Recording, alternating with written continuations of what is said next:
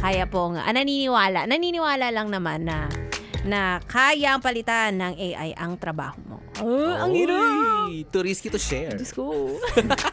Silent repost. And of course, automatic kay B-Boy it's a no. Correct. Hindi kayang palitan ng AI ang trabaho ng tao. Tao. Kaya simulan na natin ang debating ito kahit parang gusto ko na siyang matapos.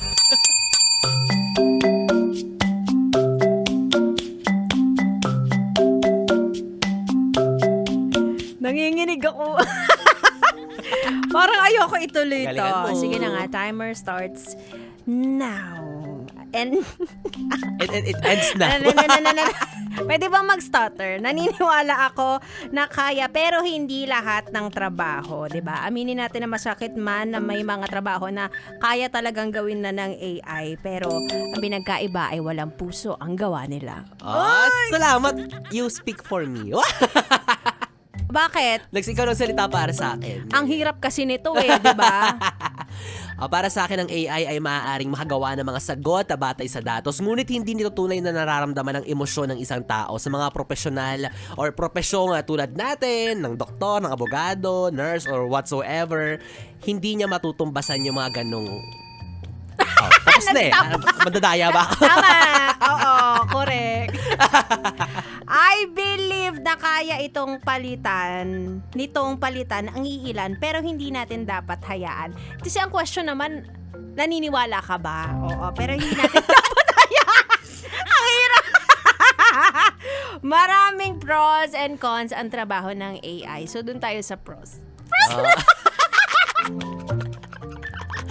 Alam mo, ang AI sumusunod lang sa gawain or sa mga utos ng isang tao kapag may mahirap na desisyong may kinalaman sa tamang pag-iisip o kaya batas o buhay ng tao o emosyon, kailangan pa rin ng paghatol at pananagutan ng isang tao. 'Di ba? Hindi pwedeng managot ang AI, hindi naman siya pwedeng pumunta sa korte tapos humarap sa impeachment trial. Ang dami sinabi.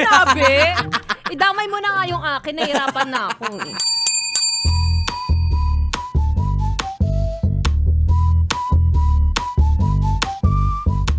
Ikaw ba, yes, friend? Naniniwala ka ba na kayang palitan ng AI ang trabaho ng tao? Gusto ko nang sabihin yung gusto kong sabihin. Pero mamaya na. Gusto ko nang sabihin yung totoong nararamdaman ko, di ba? Oo. Although may mga naniniwala naman talaga na kayang palitan. Kahit pero, papaano. pero siguro hindi masyado palitan, siguro tulungan. Mamaya pag-uusapan natin yan. Kaya sa aming pagbabalik, malalaman natin. And of course, yung mga gustong makisama sa amin, makisawsaw, ganyan, makadebate, mga pakialamera. Ang inyong mga opinyong walang nagtatanong. Ituloy muna natin na ang kantahang pangdalawahan sa ating Yes, Do It. At abangan sa aming pagbabalik ang part 2. Part 2 talaga. Talagang ina niya kasi may disclaimer siya dun sa part 2. Wag kayong wag kayong malis. Kailangan niyo marinig sabihin ko. Hindi pwede ko ano yung sinabi niya, yun na yun. Wag niyo muna ako i-red take out.